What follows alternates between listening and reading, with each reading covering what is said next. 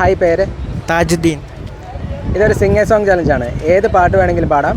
പാട്ടിൽ സംഗതിയൊന്നും വേണമെന്നില്ല. പാട്ട് പാടാൻ കാണിക്കുന്ന ആ ഒരു ഗഡ്സിനാണ് പ്രൈസ് തരുന്നത്. പാട്ട് പാടിയാൽ 100 രൂപ പ്രൈസ് മണി ആയിട്ട് തരും. ഓക്കെ, ഏത് പാട്ടാണ് പാടാൻ പോണേ? ഒരു മധു പാടാം.